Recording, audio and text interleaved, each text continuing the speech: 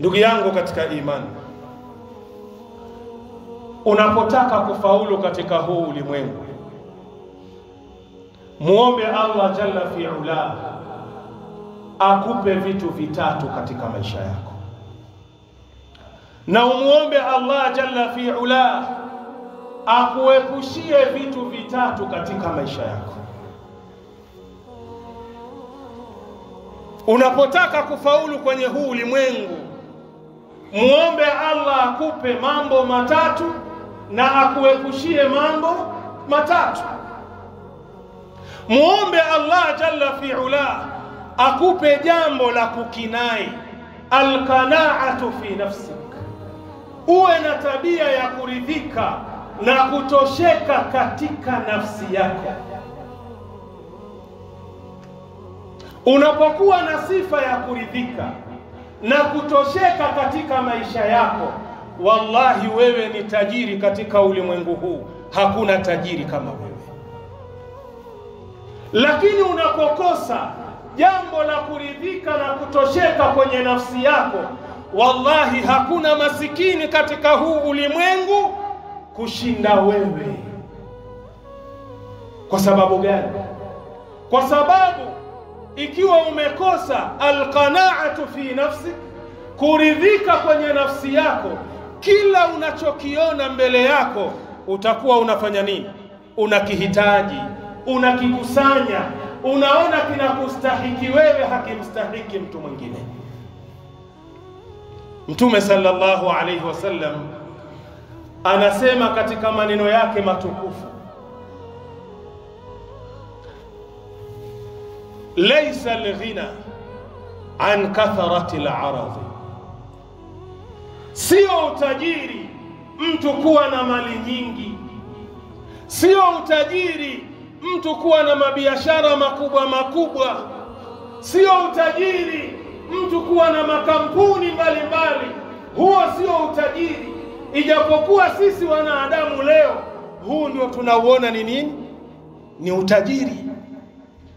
Leo mtu anatembelea gari nzuri mashaallah, leo mtu anamiliki nyumba nzuri mashaallah, leo mtu anamiliki kila aina ya kitu kizuri ambacho anakihitaji kwenye ulimwengu. Sisi tunaona mashaallah huyu ndio tajiri.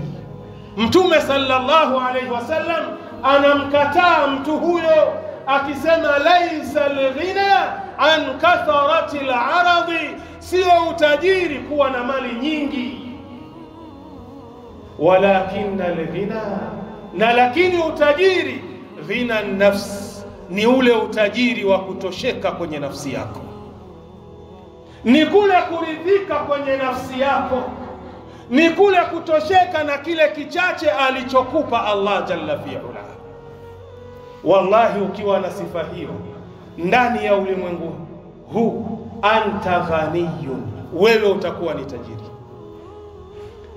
Jambo la pili ambalo umuombe Allah jalla fi'ala akujalie nalo katika maisha yako, as-sabru, uwe na subra. Kwa sababu gani? Qala Ali radhiyallahu anhu, Ali amesema, radhi za Mwenyezi Mungu zimwendee yeye, as-sabru min al-iman, subra ni miongoni mwa iman. Bimanzilati ar-ra'si min al-jasadi, ni kama mfano wa sehemu muhimu na nyeti ya kichwa katika mwili wa mwanadamu. Hii inamaanisha nini?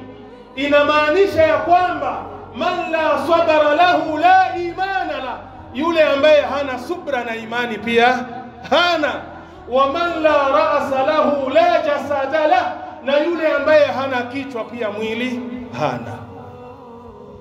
Leo mtu anapokosa subra, muangalia anavyohangaika kwa waganga. Sheikh, kila mganga anaelezwa ya kwamba bwana, wewe wataka kuwa mtu mzito, wewe wataka kuwa tajiri, wewe wataka kuwa fulani. Kuna mzee mmoja, nenda kwake, matatizo na shida zako zimeishia hapo. Kitu gani kilichomfanya aende kwa mganga? Ni kukosa subra katika maisha yake. Na ndio maana Mtume sallallahu alayhi wasallam anasema, man ata arrafan au kahinan yoyote ambaye atamuendea mtu ambaye anadai ni mganga au anajua elimu iliyofichika, fasaddaqahu bima yaqul, akamsadikisha kwa yale atakayomwambia. Wewe unataka kuwa tajiri Ndiyo, basi nahitaji uniletee kitu fulani fulani fulani fulani. Kisha mtu huyu anamsadikisha yule mganga, anakwenda kuvitafuta vile vitu, anamletea yule mganga. Mtume anasema nini? Fakad kafara bima unzila ala Muhammad, hakika ya mtu huyo amekufuru na kupinga kile alichoteremshiwa Mtume sallallahu alaihi wasallam. Na Mtume ameteremshiwa nini? Al-Qur'an. Sasa leo unapokwenda kumpinga Mtume alichoteremshiwa na Allah ambayo ni Qur'an, unatarajia wewe kesho unakutana vipi na Allah jalla fi'ala? Ili ufaulu kwenye maisha yako, muombe Allah akupe subra katika maisha yako. Allah anasema nini?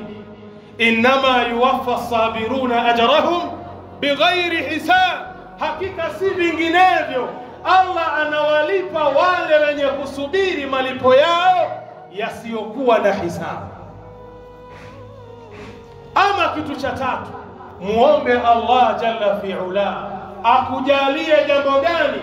Hubbul khairi lil akharin, kuwatakia khairi na kuwapendea khairi watu wengine. Najua nimewaacha kwenye njia ya panda, lakini nitawaeleza kwa nini nayazungumza haya. Unatakiwa umuombe Allah akupe neema hii ya kupenda khairi kwa wale wenzako wanapoipata ile khairi. Mtume sallallahu alayhi wasallam anasema, ahibba linnas ma tuhibbu li nafsika, wapendelee watu khairi kama unavyoipendelea ile nafsi yako. Hayo ni mambo matatu. Kila ukikaa muombe Allah jalla fi'ala afanye nini? Akupe kwenye maisha yako. Na kuna mambo matatu, muombe Allah kuweke mbali mambo matatu kama hayo. La kwanza kabisa, al-ananiyatu, ni ubinafsi. Kuna watu leo wana ubinafsi. Ubinafsi maana yake ile khairi unaitaka wewe peke yako, mwenzako asiipate ile khairi. Hii inaitwa al-ananiyatu. Kila khairi inapotokea unaona wewe ndo unastahiki kuipata hiyo khairi, wenzako hawastahiki kuipata hiyo khairi. Wallahi, jambo hili muombe Allah akuwekee mbali kabisa. Thaniyan, jambo la pili, muombe Allah jalla fi'ala akuweke mbali na kitu kinachoitwa al-hasadu. Hasadi kwenye maisha yako ni sumu ya maendeleo ya maisha yako. Na hasadi ni ipi? Ni ile ambayo mwenzako yuko na khairi, wewe kila siku unalia unaitaka ile khairi muondokee. Kila siku unalia ile khairi kama itawezekana Allah akupe wewe. Ukiangalia al-hasadu na al-ananiyatu ina uwiano fulani.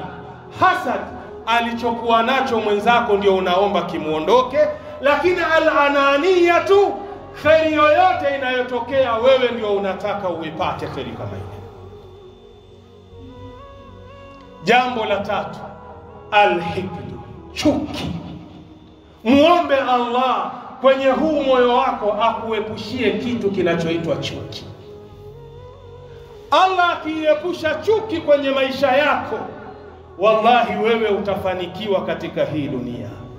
Watu wengi wanafeli kwenye maisha yao ni kwa sababu ya chuki zao walizokuwa nazo. Sasa ukitaka kupata maendeleo kwenye ulimwengu, muombe Allah akupe hayo mambo matatu na akuepushie hayo mambo matatu.